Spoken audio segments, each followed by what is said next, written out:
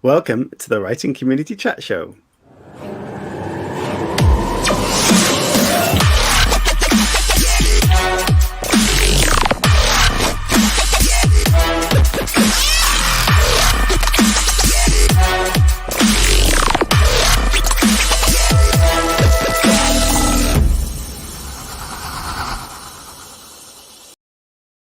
Hello everybody, welcome to Wednesday, and it's halfway through the week, which is always a great milestone to reach. I believe it's called Hump Day, Chris, and it's great to be back and to be chatting with you guys. To see you on the chat already is fantastic. And hello Chris, how are you doing? Yeah, I'm very good, thanks. You? Yeah, I'm good. And do you know what? It's been a bit of an eventful week for us this week. And if you've been following on social media, you're probably well aware. Our podcast hit a great milestone of 10,000 listens. Our YouTube has kind of skyrocketed over the last week or so, with this just videos just picking up momentum as a result of being suggested by YouTube, which is always a good thing. And it's great to see the feedback coming from you guys, and we just love that. And it makes it reminds us of how it wasn't too long ago we just started this, and they were saying woohoo in the chat there, our very first guest on the audio side of things, and it's just developed and blossomed. So we're so happy that we are where we are, and it's down to you guys, and thank you. So yeah, a good week, Chris. It was crazy. I remember the first video, I was like, oh, we got over 1,000 views of this video, and I was like, oh my god, this is insane. And now it went to 2,000, I was like, well, that's quite good as well. And then it got to 3,000, and I was like, somebody playing a joke on me now or something. And then 5,000 and counting with an amazing video. Obviously Ian Rankin's up there as well. It is. So yeah, loving it. And we've got a fantastic guest for you again today. And we're bound to run into a really bad guest at some point, Chris, because we keep saying we keep booking amazing guests, and we're going to have to do it out of, just to be fair to everyone else at some point, just to book someone really terrible. But we have a fantastic guest again for you tonight, and we're very much looking forward to getting into that story because it's very intriguing. And there's a lot coming. There's a lot that we could have come in, and Harrogate Crime Writers Festival is not that far away now, Chris. It's not. It's getting alarmingly close, especially when I step on the scales in the morning, and I'm like, oh, it's getting closer. You need to do something about this. Yeah, definitely. I mean, we shouldn't have ordered the size small. That was being a bit ambitious, but we'll make it work. I still have to get fit for this video of me hoovering in my pants that Halo reminded me about the other day. Thanks to you. We're all secretly watching it multiple times on multiple computers. I guess, someone has to do some sort of work. So thank you for that. That's really helping out. So let's get on with the Beer Token book promotion today. And we're kind of changing it up today. And we want to give a shout out to an organization, Chris, because it's, a lot of you have been on this show, and I'll kind of explain that in a minute. But what you do is fantastic, and it's very timing with the LGBTQ kind of month at the moment. We want to say thank you to you guys. And even just before we came on show, we've had conversations with this group, and they've supported us even more. So if I add this to the stream, instead of a book, we are promoting queerindie.com, which a lot of you guys in the chat will know because you're part of it. And what it is a platform for indie authors and for allies as well.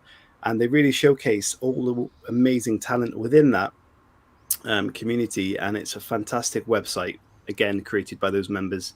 It has annual awards, which is fantastic, and we all support it. And it's got just a brilliant showcase of work. And if you see, authors from Mario Delelio we've had on the show, T.T. Banks we've had on the show, Evan Knapp's been on the show, Ash Knight has been on the show, AC Merker and Halo Scott all been on the show. So the founders of this are really a part of our show as well. So we just want to give them a shout out. And if you're watching this and this interests you, please do go and check out queerindie.com, and that will, keep you very much so entertained for quite a while, I imagine. Yeah, I mean, I encourage you to go and have a look at their website because it's absolutely fantastic. Like, you can get lost in the genres that they have because they have loads of recommendations. And if you're a book freak like me, you will get into them and you'll be like, oh, what's that book? What's this book? What's this one? So yeah, block out a nice space of time and go and have a nice rummage around the Queer Indie website. Indeed. So, Chris, shall we get today's guest on? Are you ready? I am indeed. You are? Okay. So tonight's guest, ladies and gentlemen, is a writer and an editor.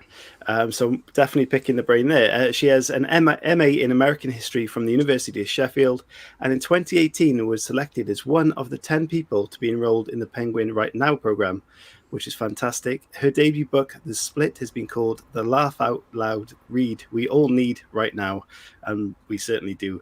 Ladies and gentlemen, please welcome Laura Kay. Hello. Hi, thank you for having me. We are very delighted for you to be on the show, and we hope you're doing very well. How are things? Yeah, things are really good, thank you. Yeah, going well. Been enjoying the sunshine this week, and yeah, been working out in the garden today, so can't complain. Wow, that is a novelty in the UK. Hot weather, being able to do things outside at the moment. Especially after lockdown. So this is your debut book that has come out, and this actually came out in February, if I'm correct. So, that was part of the program that I mentioned just now, a mentoring type of program. But what was it like releasing a first book during lockdown? Was that kind of an intimidating feeling, or did you have any sort of doubts about that? To be honest, it just felt like what I thought it would always feel like I intimidating. It wasn't nerve-wracking, and by that point, so the book came out in March, and by that point we'd been locked down for 4 months, endlessly, and I was so used to it, and I was just so grateful that the book was coming out and that I was getting to have that experience that I've not even for a second sort of felt badly about it. So many awful things have happened, and my publishers did an amazing job at letting everyone know about it, and I've seen it in bookshops now and tried to make up for it. So no, I mean, it was probably good, but as I've never had another book published, it was the only experience I've got, so it was pretty great still. Love that. I imagine that when you got to that point, it was almost the end. You've achieved the release of the book. But how did that begin for you? What was the process before getting to that sort of writer's mentorship? Did you have any idea that would happen? And what was the plan if that wasn't the case? Were you planning on self-publishing, or were you always looking towards traditional publishing? So I actually don't know what I would have done had I not got onto the mentoring scheme, because I applied on a total whim. I had sort of been fiddling about with this idea that I had and writing a few chapters and deleting them and trying again, but I wasn't committed to it. And it wasn't like, I never really pictured it happening. And then I read about Right Now and I thought, I'll send them I think it was the first 1,000 words or something like that. I may as well, since I have them. And then it just snowballed from there. And then it took getting onto the program and for someone else, or whoever, to tell me, if this could actually be something for the sort of action to set in. And I started to think this actually could be published, because I don't know anyone that's ever published a book. It's just not a world that I'm part of, and it never occurred to me that would be an option, really. So Laura, how did you get into writing in the first place, and then how did that love of writing that obviously you developed turn into writing the Split in particular? So I've always just done it for fun, and I wrote throughout my degree. I did a degree in history, and that's all about writing. And journalism, which is all about writing. But I just always did creative writing for fun. And then the idea for this book came. I sort of had these characters that I knew that I wanted to write about, Ali and Jeremy, who are the main characters in the book, and their sort of friendship formed for me. And I knew I wanted to write about that. And the story sort of fell into place after that. And it is one of these things when people ask me about writing and getting published, where I was writing that book anyway, and I would have finished that book for myself because I had so much fun with it. So like I do always say, you so much fun writing because it should be the end in and of itself. And so like that's the point that I was at with that book, and then I got really lucky with Penguin. So let everybody know that is watching that may not have discovered what your book actually is and what the story is about. Give us a little rundown of that, and then we can try and dig into those characters and the storyline a bit. Sure. So the book is about a woman named Ali who's dumped by her girlfriend. She moves back to Sheffield to live with her dad, takes their cat with her, steals the cat, and she reunites with her childhood friend Jeremy, who's also going through a breakup, having a really rubbish time. And together they sort of hatch a plan to run the Sheffield Half Marathon. And stuff happens from there. Drama ensues. Fantastic. I mean, there's so many kind of comments when you look at the reviews of this book about the characters and how sort of personal they are, and how you could really get the compassion in their characters, and their stories are so believable. I mean, there's so much strength of that in the reviews. I mean, what made you be able to write such connectable characters, and was that something that you struggled with, hitting the emotional side of it whilst adding all of that comedy on top? I honestly found that the easiest part. Like they were the characters I could just write about forever. I could still write about them now. So I think I am lucky enough that the thing that I have enjoyed the most and found the easiest is writing dialogue. And I think probably a lot of the connection that people have found with the characters comes. They have this like very easy dialogue with each other. There's not a lot of like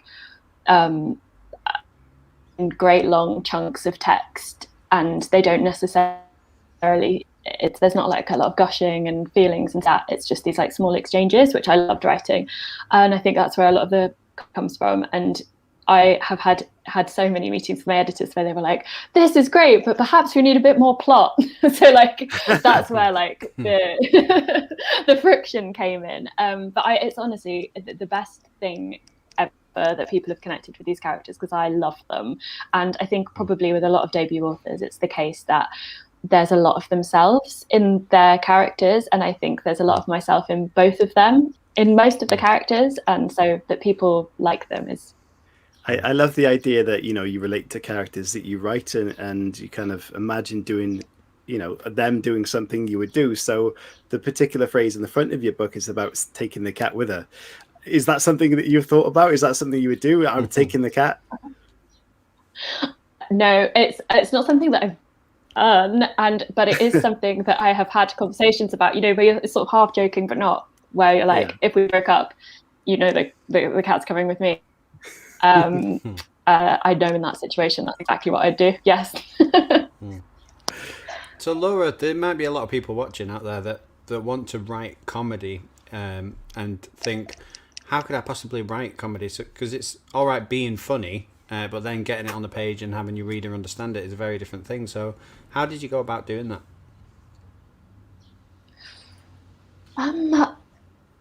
That's quite a tough question.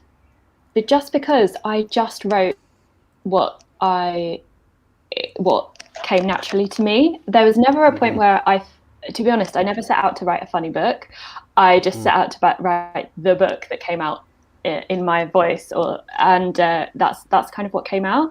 But I think that there's quite a lot of like perhaps like slightly tough emotional stuff in the book, and I knew that I wanted to tackle it, and the way that I would tackle it and my friends and then these characters and would tackle it with humor and through messing about with each other or taking the piss out of each other or whatever.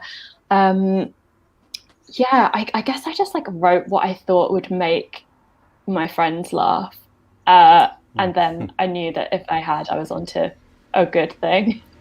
So that really, you talked about reflecting yourself and perhaps your friends into these characters as well then. So do you think life experience and having these real life interactions really play into that? And, for someone who may be struggling with a bit of creativity in their writing, perhaps the solution could be go out and, have some experience with that. 100%. Like, I think it is all about turning, I think for writers, artists, musicians, whatever, like it is turning experience into fiction, or like mining an experience for something else. And yeah, I think if you're stuck, I mean, this is why so many people struggle during lockdown, because there's no sort of external stuff coming in.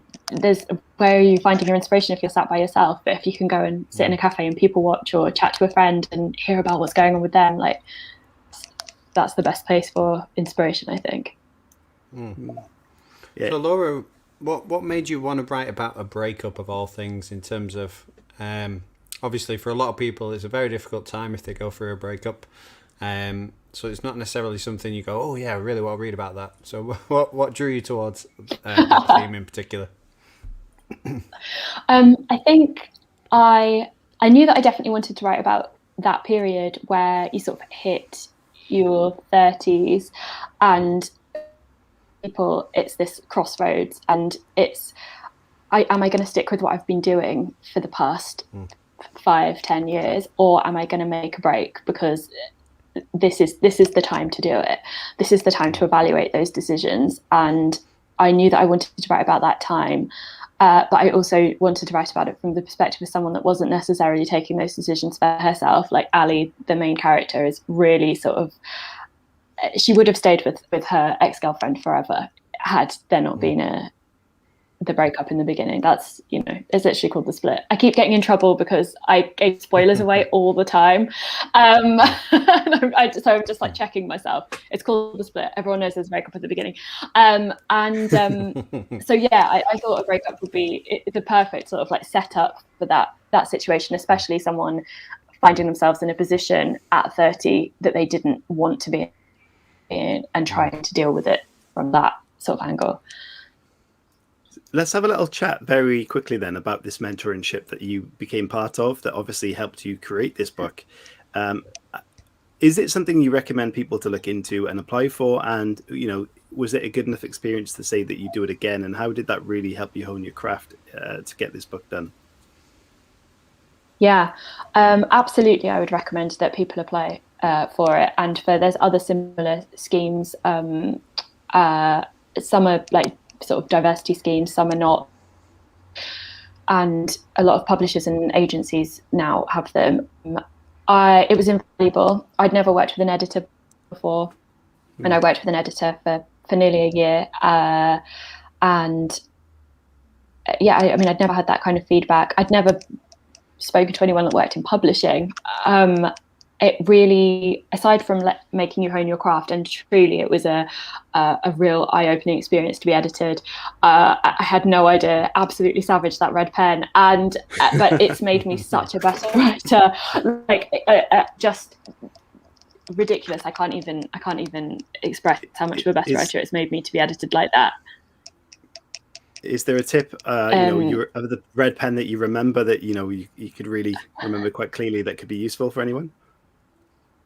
One that sticks out was that there was like a character quirk where it was like a really boring thing where she like drinks a cup of tea too quickly, like she can drink her tea.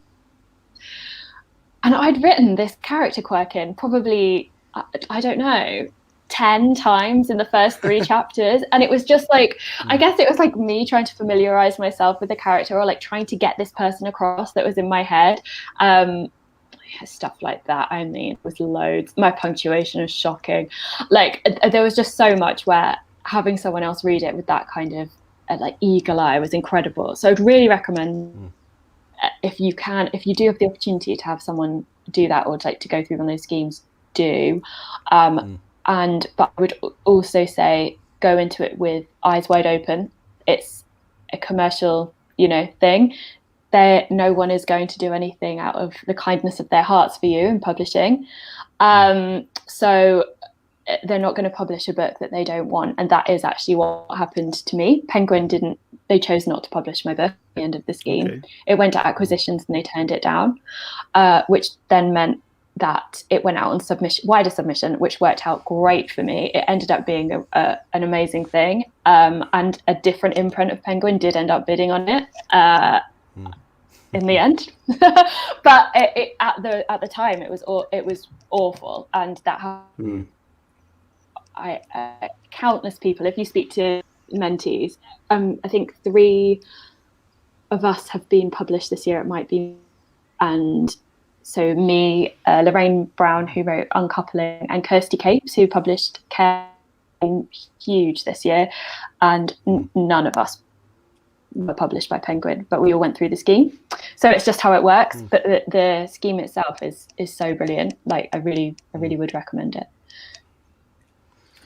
It's really interesting that that they have this different aspects of Penguin that you can sign and then perhaps don't want it, and you'd think it kind of be more collaborative, but you're right in saying that and we've proved this so many times on this show with authors that have been on and have had very, very successful careers that started off really badly. So the theme of that topic was always, you never know and never give up what you're doing, because at some point, just when you think it's not going to happen is when it happens. So keep that confidence in there and your belief in what you're doing, and someone else will believe it at some point. So Laura, what does your what's a typical writing day for you, and has that changed from when you first started writing creatively? I mean, I do try and write early in the morning. So if I can get up at 6 and do a couple of hours of work, that would be best for me, because I won't have switched my phone on. I put it on airplane mode overnight, and then if I can leave it on airplane mode, that suits me great. And it's before I can talk to anyone, and it's before I can make too much noise. I can't, put the TV or the radio on. That's ideal. If I let it get past midday, I can basically write it off. I'm just not good. But I also am working full time still, so I'll have to start my job. But yeah, I mean, in the before times, on the tube, on the train, I would work on my lunch breaks, just try and fit it in, really. I think there's quite a lot of romanticizing of writing as a process, and it's actually not a romantic process at all. Like if you can write 10 minutes a day on your phone, you'll write just as well as someone who's writing looking out at like rolling fields, in their writing office or whatever. Yeah, definitely. It's kind of interesting to me how you mentioned that you get a lot from life and from seeing people through a shop window when you're writing, and there's some people that established authors that basically didn't even notice lockdown had happened so much, because they just spend so much time in their little office. If that became your full-time career as a writer, do you think that you'd be able to get comfortable sitting in kind of an office and just write, or would you need to get that laptop and get out? How would you deal with that? Need to get my laptop and get out. I think I do my best writing when I'm on trains. Like if I can do a sort of 3-hour train journey, my partner's parents live in Durham, and that journey, London to Durham, 3 hours, is just perfect for me. Like I can get so much work done. I don't know what it is about trains. I just need to sort of go up and down the country. I love the idea of that you're writing these books and you publish like, oh yeah, this is fantastic, and then you give them a bill of train tickets for like $2,000. They're like, what's this?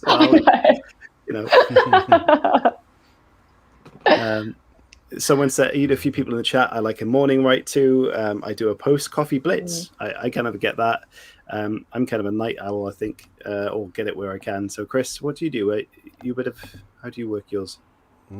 Same here. Caffeine equals friend for writing. Yeah, I kind of agree. I'm with Laura in terms of getting it on your phone is a big one for me. I don't think I could write anymore if I didn't have my phone.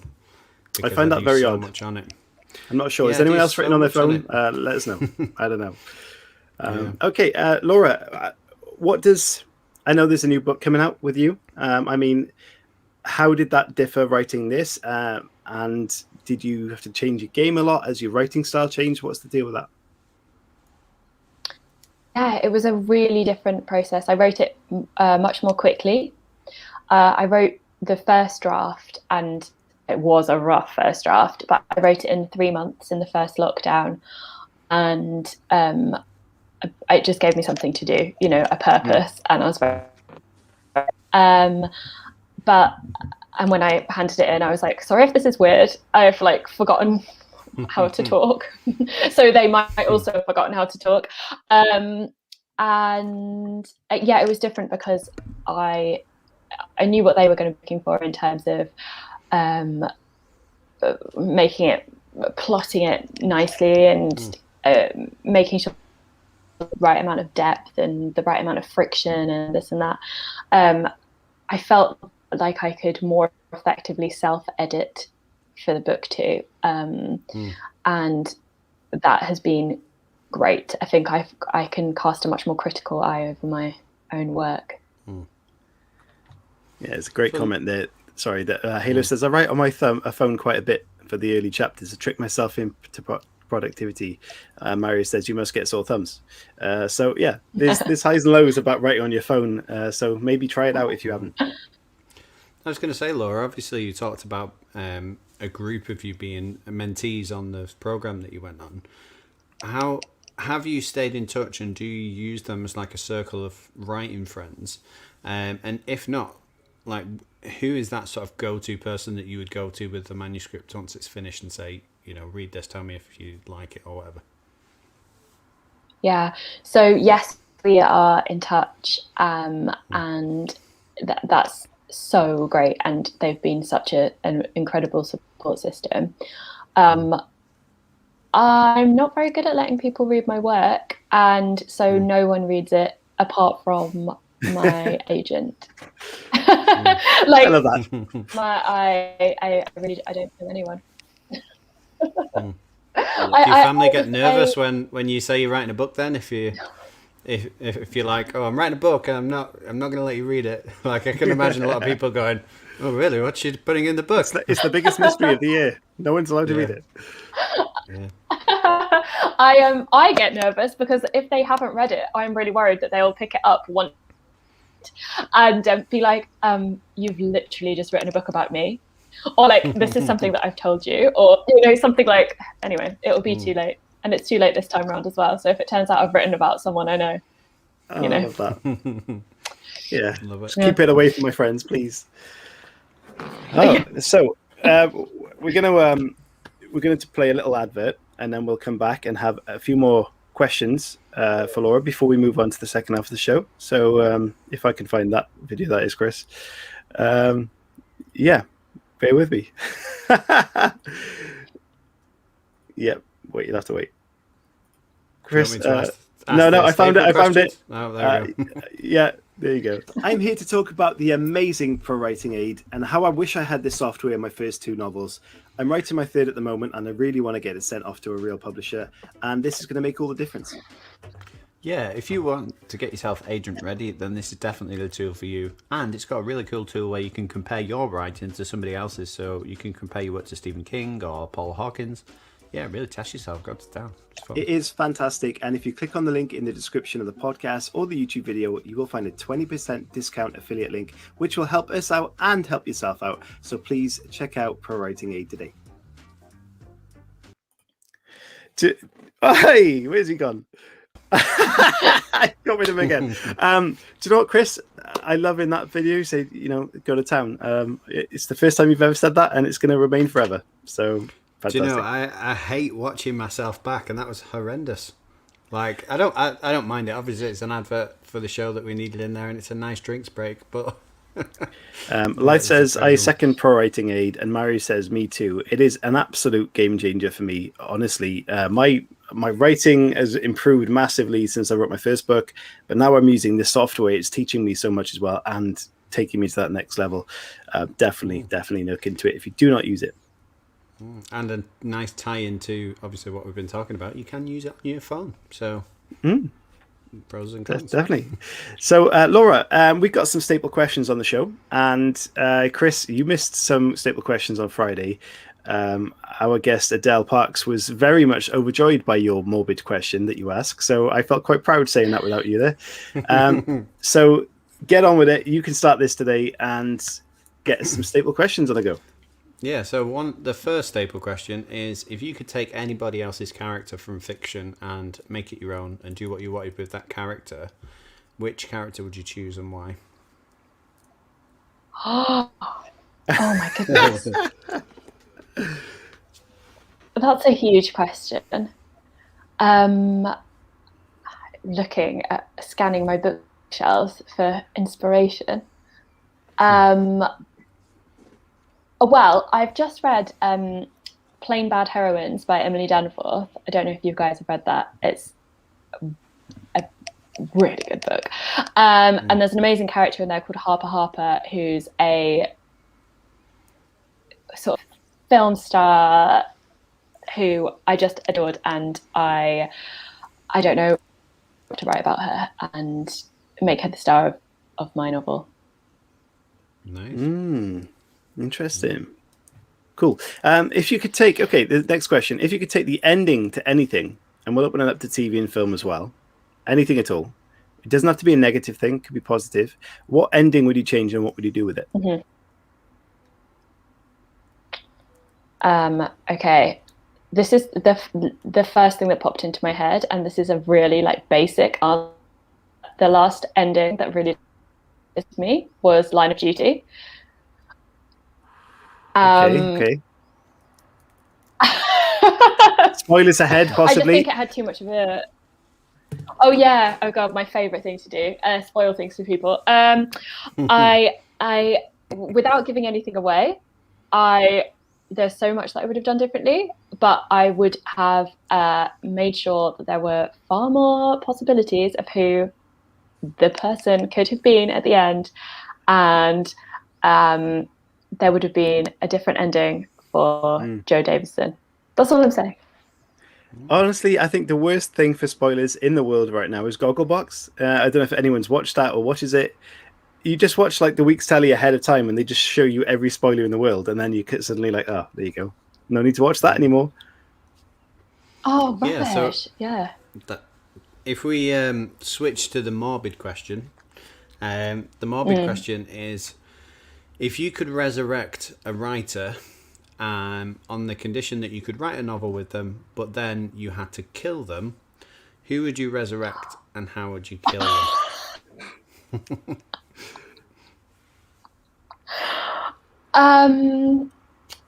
That's an incredible question. Who would I resurrect, but I have to kill them? Once we've written our novel together. Okay. It's very oh evil my gosh! Wait, what did Adele Parks say? Do you know what? I can't remember. Okay. But she had one of the best answers for killing them, and I will tell you that after you've answered, because normally it's the same thing. So we want to see what you would do. Oh. Okay. Maybe and it's a completely different genre, but to me, but maybe Agatha Christie. Nice. One final amazing whodunit, but with all these queer characters, and it would be a whole new thing for her. And then I would kill her in a way that would really promote the book, Oh, nice. The theme would run, and it would all be a part of it, but I'm not sure exactly how I would do it. I suppose that would depend on the plot of the book, but it would be dramatic and public, and hopefully make us a lot of money. Do you know what? I said that Adele last week was perhaps the best answer of how to kill them, because normally it's like a poison or something a bit random, but she said, I'll hire a hitman, because no one's ever done that. And I thought, hitman is thinking outside the box, but that was well up there. That was a great answer. Yes. Thanks. Yeah. So I like the way of doing that as a massive reveal, a promotional reveal, and everyone thinks it's a stunt, and it's no, I actually killed her. And there's the book. Yeah, use murder for marketing. Murder for marketing. Fantastic. So the last one in the section of the morbid questions that Chris invented. I don't know, there's a theme going on here. Okay, so you're looking back on your career in your deathbed, and you know, what would that look like for you? What would be satisfaction in terms of a successful career? I will be happy if I have found and kept who really got my books and loved them like I do, and got the characters, understood what I was trying to do, and it brought some sort of light and happiness to their lives. And I would also be happy, and I this is already something that's, you know, makes me happy every day, if I knew that my books had helped young queer people and had meant something to them. And then I can look back and be like, I did it. That's all. It's an amazing answer, and I can't remember the quote, but on one of your reviews, someone had written, I wish this is the book I wish I'd read when I was like in my teens or something. So I think you've already half ticked that box in terms of, you know, giving people a message that they kind of want to know at that age. So I think that's a great answer, and you're perhaps already doing that. So well done. Oh, cool. Thank you. So what we're going to do is we're going to move into the second half of the show, which means we are going to do a new family member, of course, where we recommend someone that's followed us on Twitter that needs a bit of support and engagement. And you guys can think of some questions to send in to us. And Laura can answer some questions, and we can answer some if you really feel the need to ask us. We will. But for now, let's do the new writing community chat show member, and I'll play the video and we'll find out who that is.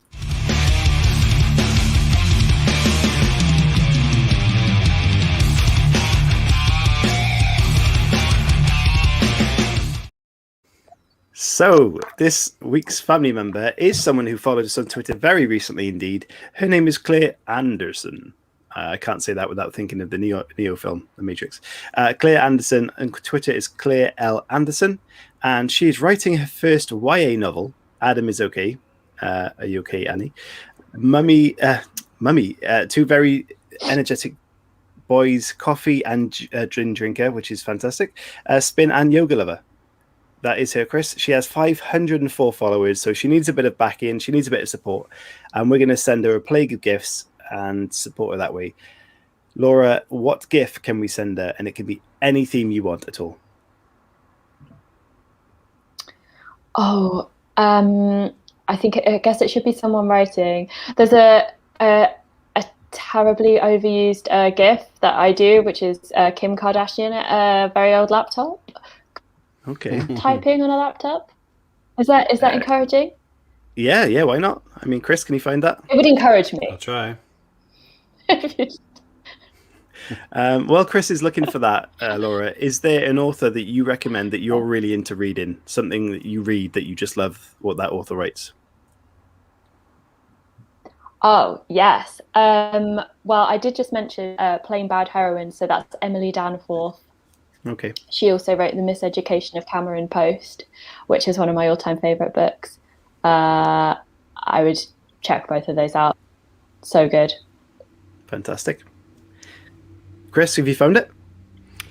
No, I've put Kim Kardashian typing on laptop, and there's a lot of Kim Kardashian Kanye gifts coming up for some reason. So I don't know why she's got too many gifts, Chris. She's the gift queen. She has got a lot. I mean, there's one where it's the one at the very top is just her hands. So I'm guessing it's not that one. That's a bit, I mean, no. You know, a bit skeptical with that one because they won't know who that is. Yeah, I'm looking to.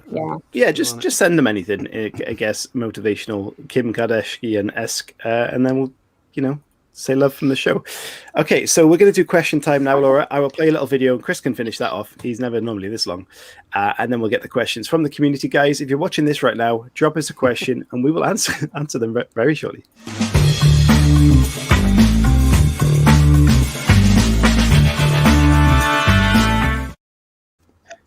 Okay, thank you for your questions coming in, guys. Keep them coming. And the first one we have is from Anya. Hello to you. I hope you've enjoyed your holiday.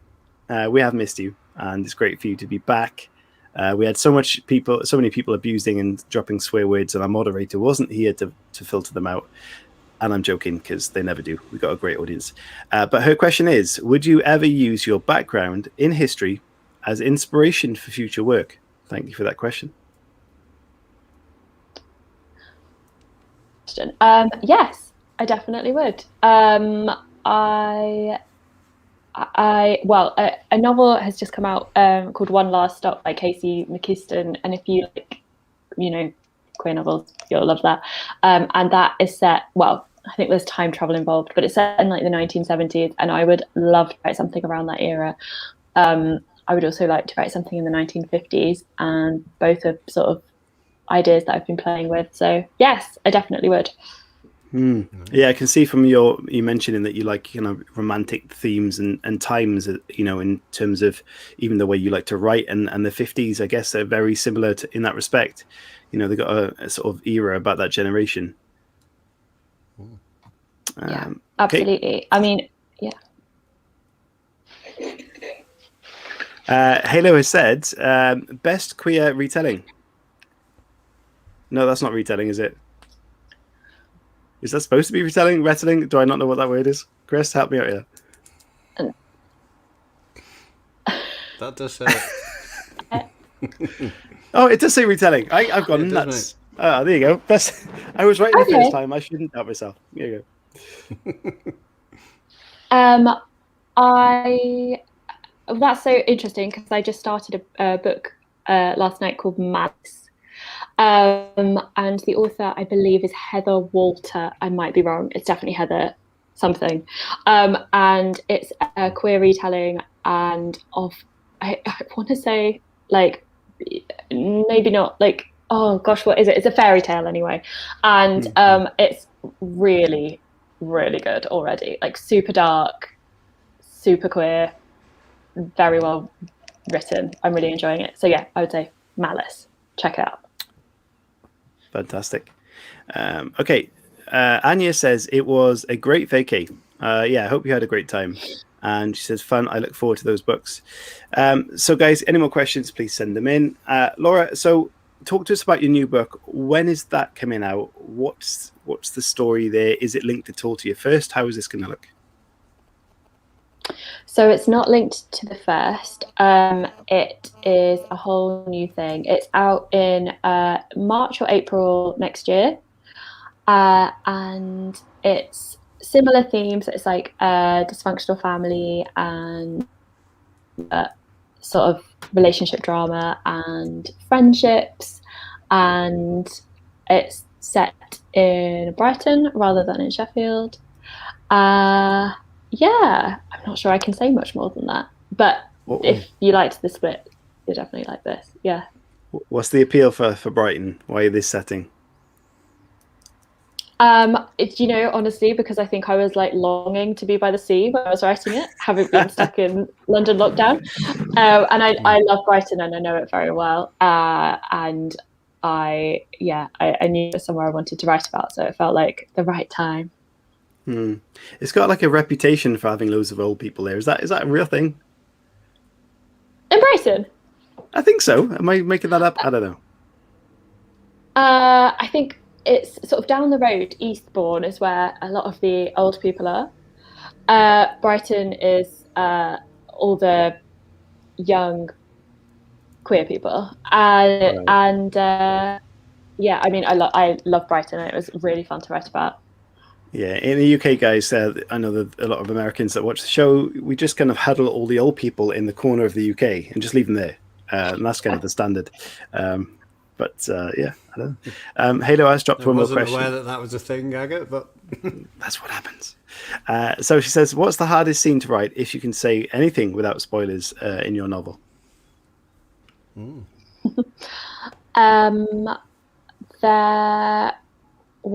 a scene that is a huge spoiler. Let me think. What would be a better thing to talk about than that huge spoiler? There's a part where Ali and Jeremy are talking about. I suppose it's like two halves really. One part where they're talking about what it was like at school for them. It's in what is otherwise a really fun, lighthearted scene, and they have a moment of sort of reflection about being at school and what it was like to be gay at school.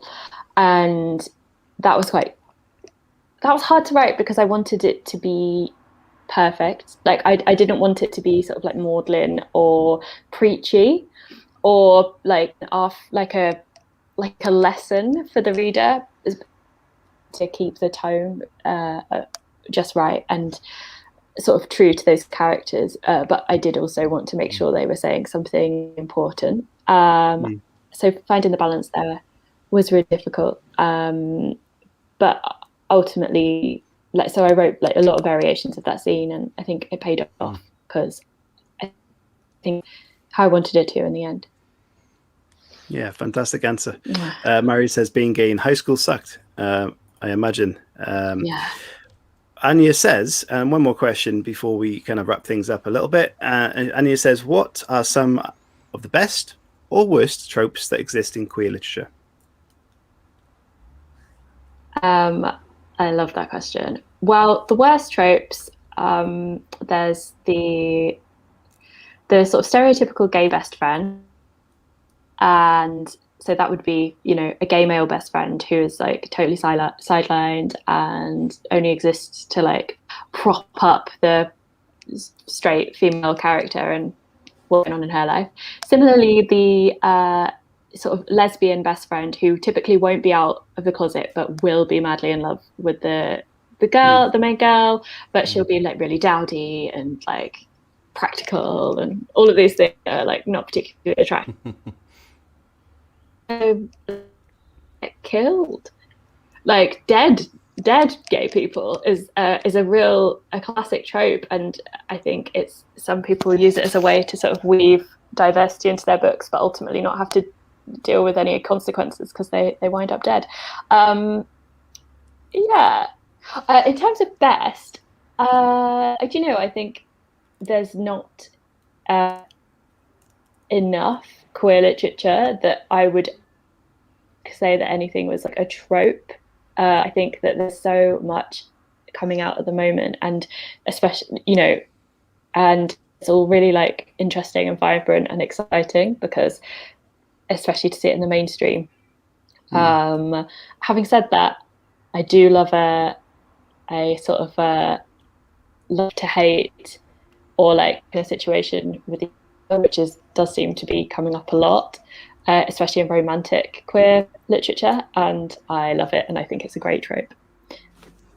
Is there anything that you would kind of want to add that you don't see much, or is there anything that you really think is missing from sort of that genre?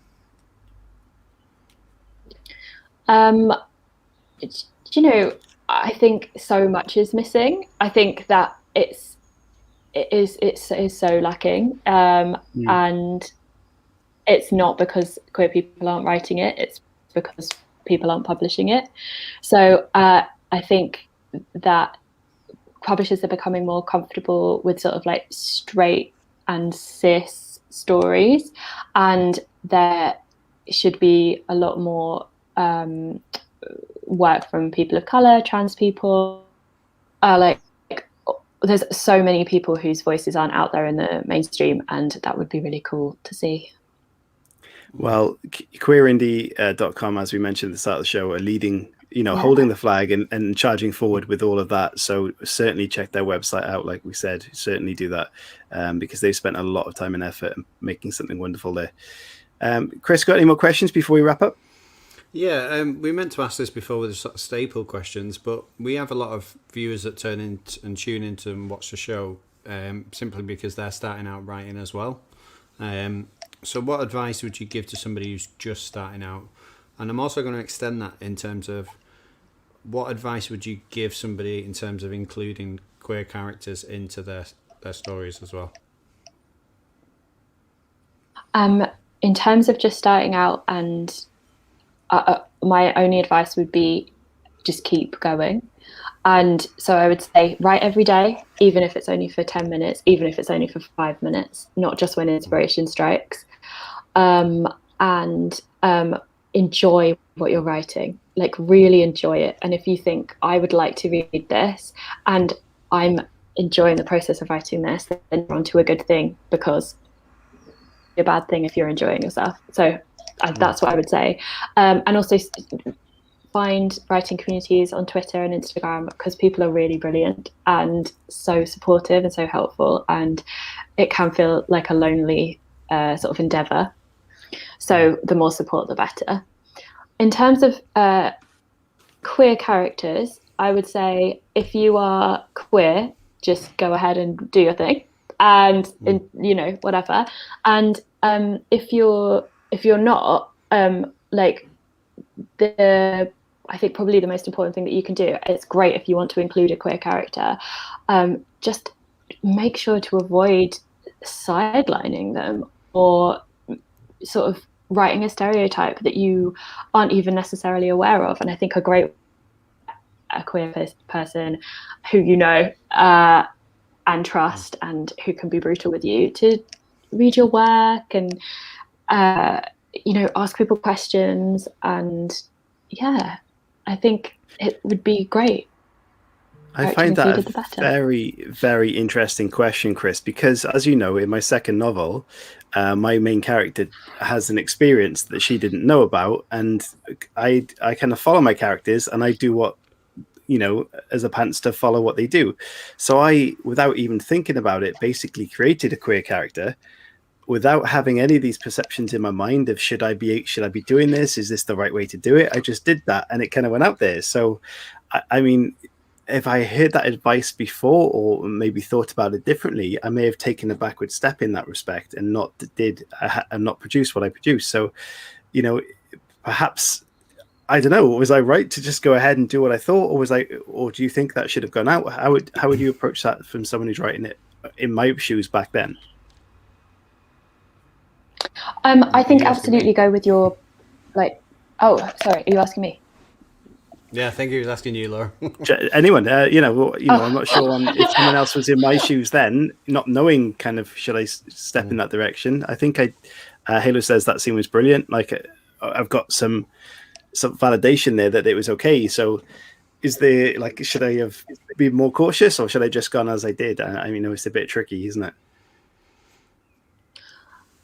I mean, yeah, like I think it's absolutely, you know, when you're writing, you've got to go with your like gut, and you've got to go with what feels right for the character. And if it makes sense for the character, and you know that character really well, and that's how they would behave, and that's how that's an experience they would have, then that makes total sense. And it sounds like you are incredibly thoughtful about it. So it's, you know, it's not that you like, and then this, and, you know, without you know, without thinking about it. So yeah, I mean, it's different for different people, but I you know, it when it's done like with thought and care, like it sounds like you did, it's great. Yeah. Laura, would you ever consider writing like teen fiction and going into maybe the scenario that you talked about in terms of being at school and how difficult that was, or how difficult it can be for certain people? Would you ever write a novel from the somebody's character's perspective that was actually going through their experience? Yeah, I have no current plans to, but it's not something that I would rule out. Like I reread a lot of Louise Rennison's books, and she's one of my favorite authors of all time. And that was, you know, YA, Angus Thongs and Full Frontal Snogging. And I read a book called Love is for Losers recently, which is sort of very similar to Louise Rennison's style of book, and that has queer characters in it, and it was just so great, and the kind of thing I could see myself doing. And do you see yourself sticking in this genre in terms of romance for like the foreseeable? Are you a romance writer, or are you going to branch out into maybe crime at some point and maybe tackle horror or something? Like, what's your plans? Yeah, I mean, the book has been sort of billed as a rom-com, and when people have read it, they have said it's actually more com than rom. So the next novel that I've written, it's I wouldn't say it's like necessarily a romance. I think it's like got a lot of like other stuff going on. It's just like a lot of sort of it's more sort of family focused than necessarily romance focused, although there is a romance at the center of it. I would be up for genre hopping. Like if I get an idea, I'm not stuck on what I'm doing at the moment. And just out of interest, do you have any pseudonyms lined up that you would use? So maybe, what's the horror writer in you saying pseudonym wise? Oh, no, I don't have any lined up, and that's something I'm going to think about, because I would love to have a cool pseudonym for my Chris, horror breakout series. Yeah. Have you got an idea, Chris, or have you got one? No, I mean, it was putting her on the spot, but then I was going to put her on the spot even more and say you got to have like 5 different pseudonyms: one for like horror, one for crime, one for like erotica, all these things that you write. So, I don't know. I mean, I'm sure the people watching could come up with a great pseudonym for horror that one of us could use at this moment in time. Oh, I don't know. Quite Phil. It's quite tricky. I mean, the erotica one was more appealing. Chris's erotica name. Well, yeah. Anyway, on, Chris. Let's hear your erotica name. I have no idea. Anyway, so that's not a very good name, mate. To be honest, we're going to have to rethink that. Yeah, no idea. No, I can't think of one on the spot, Chris. Definitely not. This is hard. You're asking questions to our guests that we can't answer ourselves. It's terrible. Anyway, we're going to have to wrap up, Chris. We're going to hit that hour very shortly. So before we do go, Laura, as always, we need to try and, people have heard about your book. They're very much interested in your book. Where can they find it? Where can they pick it up from right now? So in all good bookshops. And if you were interested in a signed copy, there are signed copies at Gaze the Word, in London, at Queerlit, which is Manchester, and the Bookish Type, which is in Leeds. But yeah, Waterstones, Amazon if you have to. If you have to. Support local shops, yeah, definitely. Yeah. And your website, I think, is, I was just going to find it. Have you got a website? I'm not sure if you did have one. I haven't got a website. No, you need to get a website. I'm just on Twitter and Insta. I know. I've got time. Working 2 jobs. Dear publishers, I'll get it. Yeah. Fantastic. Laura, thank you so much for joining us. Honestly, it's been an absolute pleasure to have you on, and I hope that your book continues to grow as it has, and we look forward to your new release next year. So all the best, and thank you so much for joining us. Thank you for having me. Someone just said there very quickly, Ivor Cummings. That was Chris. He wrote that. Okay. So, guys, thank you, Lord Chris. Great interview. Incredible. Thank you, guys. Thank you so much for joining us. It means the world to us that you do that, and we will see you on Friday. We don't quite know what yet for. We had a guest drop out sort of thing, so we might just do a Chris show. It's been a while, but we'll see what happens. It may be a late guest entry. It may be a bit of a crazy show, but stay safe. We'll see you on Friday, and of course, look after yourselves. Thank you very much. Bye, everybody.